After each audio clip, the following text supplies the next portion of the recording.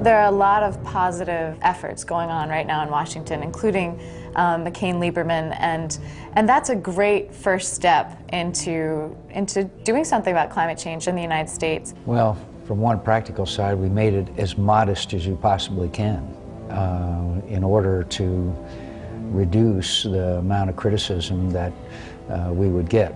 Now, the opponents have already described it as the end of Western civilization as we know it, yeah. But the reality is we tried to make it a very modest proposal which had economic benefits associated with it so that we could garner the most votes. What it will do is to get the Congress on record as acknowledging that there is a problem, and that is a constructive step. But we've got to take much bigger steps, much bigger steps. When the first bill that would actually reduce emissions came up for a vote in the Senate, there actually were Republicans who voted for it.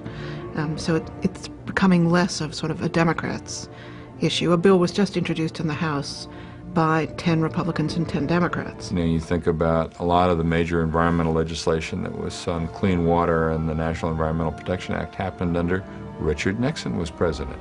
So, I mean, this has not, historically, not been a partisan issue. There's been tremendous agreement on this front, a great bipartisan activity, until very recently. This cuts across parties, Republican, Democrat, Independent.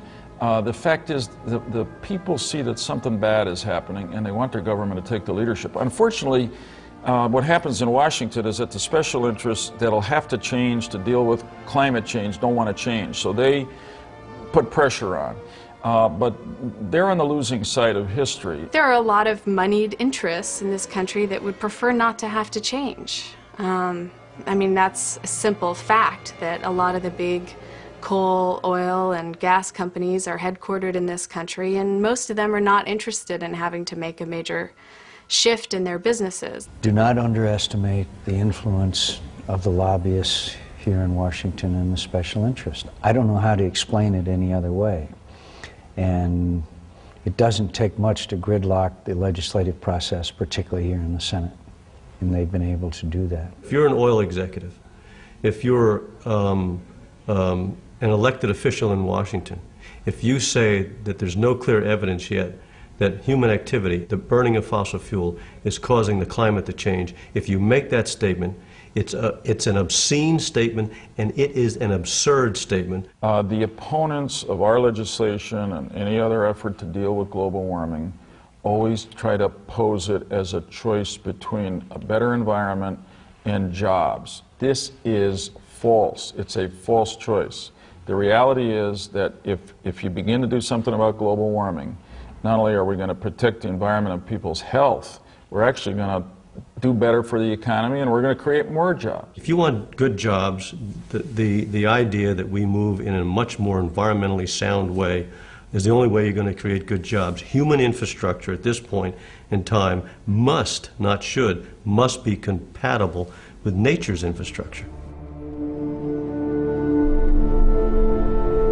There's going to be a lot of interest in the film The Day After Tomorrow, which is science fiction. But when it comes to global warming, the film is not the only science fiction around. There's a lot of science fiction being spread by people who don't want us to do anything. Again, by the special interests who don't want to change. I suppose you could always find a scientist to give you the opinion you want, but the prevailing scientific opinion and all of our experience is that global warming is real, it's being caused by people, and therefore we're the ones who have to solve it, and we can if we're ready to lead. This issue is very complicated. It is technically complicated in a scientific context, and there are many uncertainties. So it's very easy for those who are interested in prolonging the fossil fuel age to point to the uncertainties that reign throughout all of this science and say, well, because it's uncertain, we shouldn't take any steps that would inhibit the use of fossil fuels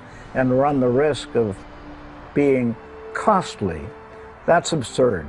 There are some people who would prefer to highlight uncertainties because they view inaction as a preferable option for whatever political motivation they may have. I think the job of the scientific community is to state the facts, state what we know, what we don't know, where there's legitimate uncertainty, what we can find out in a reasonable period of time with investments in research, and what may still be unknowable. Part of our campaign, and indeed campaigns by a number of environmental groups and others, has been to get industry to come clean about the junk science that they're funding. Science is supposed to be peer-reviewed, it's supposed to be neutral exploration, attempt to find the facts, but what we were getting from corporate America was the kind of science that the tobacco industry was funding to say, well, there's nothing wrong with tobacco, it's not addictive, and it's not a problem. I think it would be nice if Congress would discipline itself and only listen to science that has been peer-reviewed, things that are published in the open literature and reviewed by other scientists and validated by the scientific community.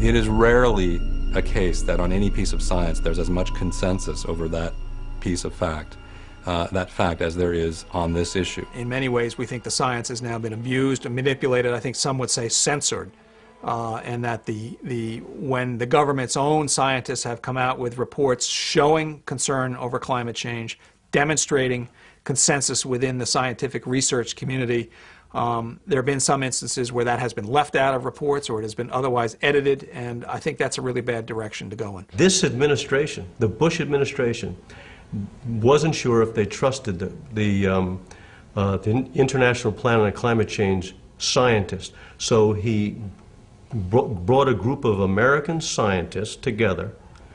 They went through all the data, and about 3 years ago, those scientists concluded that yes, human activity, the burning of fossil fuel, a whole range of other industrial activities is increasing CO2 at an accelerated rate that the planet cannot absorb, so we're changing the climate. That group of scientists, of course, was the National Academy of Science. Right.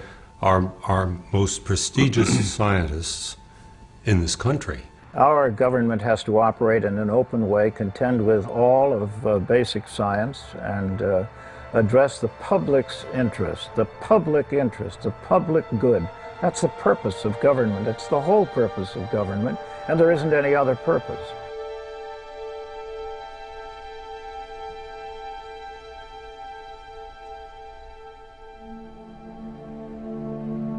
It's disgraceful that they would block you from interviewing anyone, but the Admiral Lautenbach, in his testimony before my committee said if you're worried about global warming, or climate change, you should go to sleep for 30 years. So it's pretty clear what NOAA thinks about climate change, and it's really unfortunate. I remember when I first began working at the State Department as a science advisor, we had an interesting conversation about the differences between the policy community and the science community. The policy community works with what is known and seeks to reach consensus on how to move on that basis.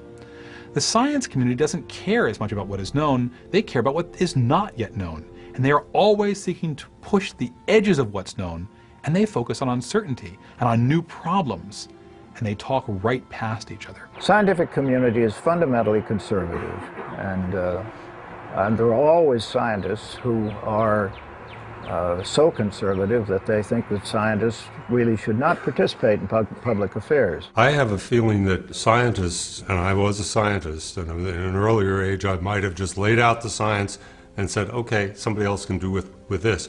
But this is an issue that is far too important for the world as a whole for scientists to simply say, we're going to put out this information and let whoever wants to use it, whatever way they decide politically or by persuasion or whatever, should go. They have to take their own role in persuasion and in educating the public, and many of them are certainly doing so.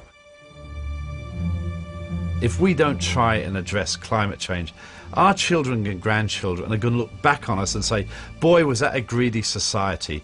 They exploited cheap energy for short-term economic profit, not caring what world they left behind. We've had 25 years of basically fiddling while Rome burns in an almost literal way. And the people I really feel sorry for, in a sense, are the new generation represented by our students at our school at Yale.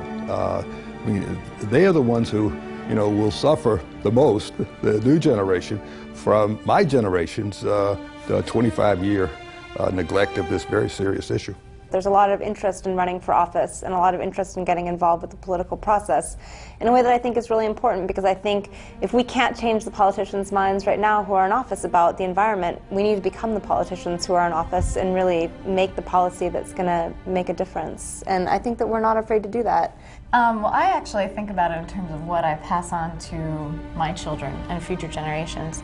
And I want to know that my children can actually see a glacier and see red maples in the northeast, and I know that, you know, they predict by the year 2070 that the glaciers in Glacial National Park will disappear, and I want to know that when my grandchildren come into this world, that they won't look back and say, why didn't my ancestors do anything? Why didn't my grandmother do anything to stop this? I give a lot of talks on this subject to audiences because, as I said, it's part of my job here is to try to educate.